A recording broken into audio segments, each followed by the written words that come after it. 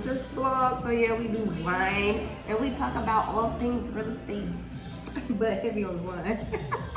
So today, I think this is like number 22 of the whole situation. And we're doing a red, because red turned heads. Okay, no, but we're doing a red blend out of South Africa. It's called Babel from the brand Babylonstoren. Peep the bottle. Vibes. Okay, and I got this bottle from my friend's new bottle shop, Fiora's Bottle Shop, here in Houston, Montrose Collective. Check them out. But anyway, so the thing about Fiora's Bottle Shop, okay, they sell sandwiches as well, but the other thing is, like, all the bottles are like not your everyday, the brands that everybody know, like Moet or something like that. It's like very some stuff that you just don't know about. So I was like, oh, that's kind of cool. So I was like, I had to get me something. So we actually got this bottle though at the grand opening, well, the soft opening of the friends and family, because you know we're just special. Okay, I'm just kidding. But this was a good red, like a really good red, full bodied, but not too heavy. Cause you know, I like a good red. I mean, a good red never disappoints. But as long as it's not too strong or too dry. That's why I love a good champs or something. Champs is my favorite, everybody knows this. But yeah, this is a good red. Should cop it. I may do my next vlog at Fiora's actually. So I'm not gonna talk too much about them. But yes, this is where the bottle came from. And let me tell you what the topic is today before I start explaining how this tastes. So we're gonna be talking about rent to own versus owner financing. So what's crazy is, I actually did this whole thing already, but I did it with my camera the wrong way. So here I am. Like they did. Okay, no. So yeah, rent to own versus owner financing is the topic for today. Let's get into it because I just feel like it's a good topic. Actually, my mom told me it was a good topic. I was like, I could not think of like, what can I talk about? Like, what does somebody want to know that people don't really know much about as far as real estate besides the norm? And you know, this was really good. I have a lot of people always asking me about, do certain landlords offer rent to own or can they do owner financing?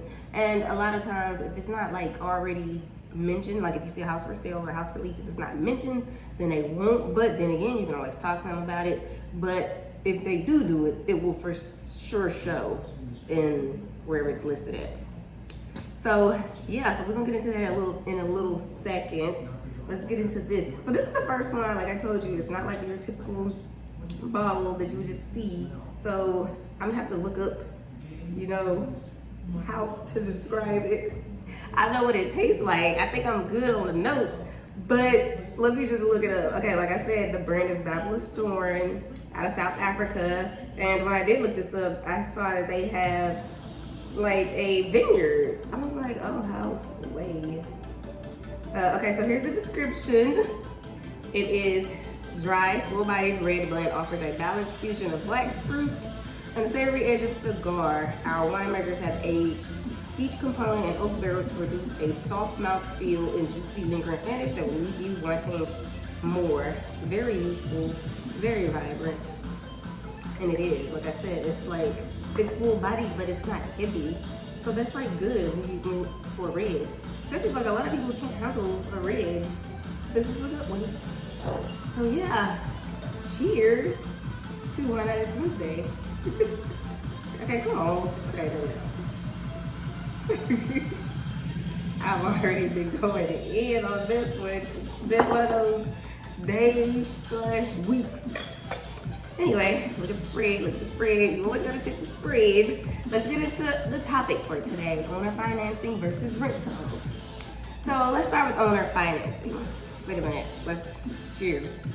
Okay, I was so lame. Okay, owner financing, okay.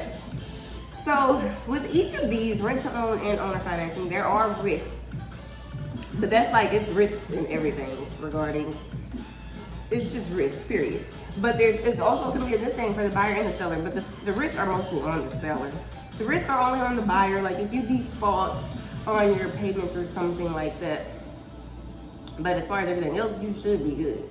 So some of the advantages of owner financing is, number one, you don't have to go through a traditional mortgage or traditional lenders to get approved for a loan, meaning you can cut through the red tape. You don't have to be worrying about your credit score, your DTI, debt to income ratio, all of the strict requirements that you need for a traditional mortgage. Versus owner financing, the owner becomes your lender. So the house still will become yours at closing. The owner would just be like the person that you pay. Basically, that's your lender. That's your bank, the person you pay. So yeah, but it's like it's better. So the only other thing, okay, I want to say it's better because it's an option. That's better to say. Like the interest rate may be higher, a little bit higher, like for the monthly payments. The monthly interest payments, for example, maybe the down payment may be a little bit more. It may or may not. It just depends on the case.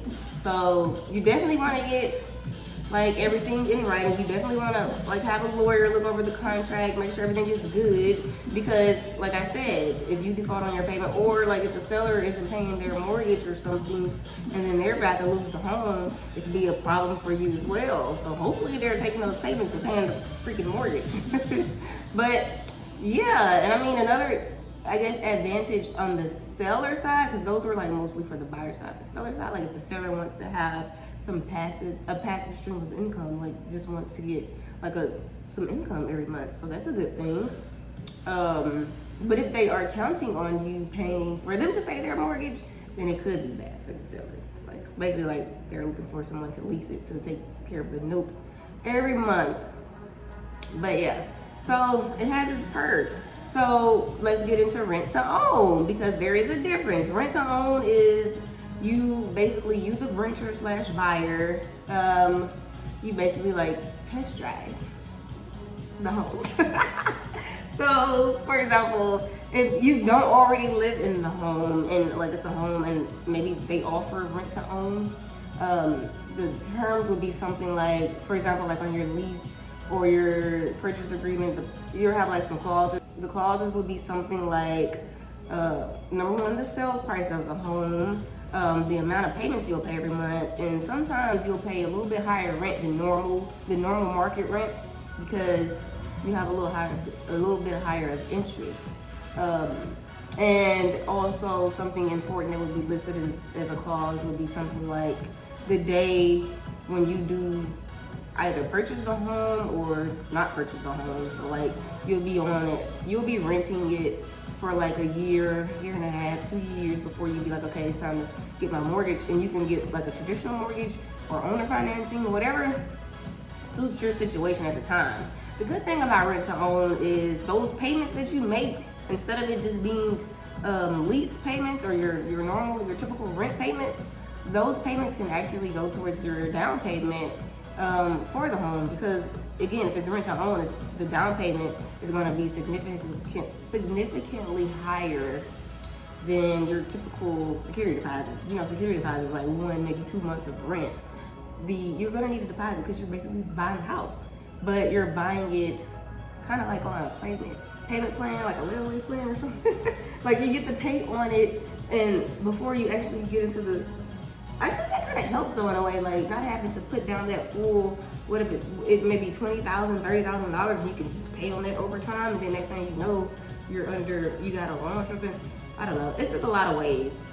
It's a lot of ways how that part can play out. Like it's a lot of ways. Now let's say you already are renting a home now, and you want to see if your landlord would offer you, like you really like the house and you want to see if they will offer you the opportunity to purchase it. Now each situation is unique, so that would really depend on if your landlord wants to sell their house, if they are planning on selling the house, and then it would just really depend on your relationship with your current landlord. Like say you've been with them for a long time, and again they do have to want to sell the house, you can like just start. Then from that point on, those rents that you make are going towards you owning the home. It probably will still be the amount you've been paying instead of it being more, because you guys have that rapport. But yeah, each situation is just different and unique. But again, it has its risks as well. It's like, say the landlord defaults on his mortgage, and now all those payments you made, you thought you were getting this home, you're not, because the bank is about to take it. So you just gotta look at your paperwork, get everything in writing. It's important to get everything in writing and get it notarized.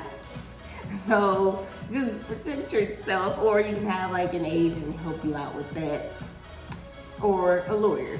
But yeah, each situation it's different. It has its advantages, and they're both can be risky. But like I said, anything can be risky. So those are the differences of rent to own versus owner financing. And again, I feel like this was a good topic. Like, I feel like it was a really good topic.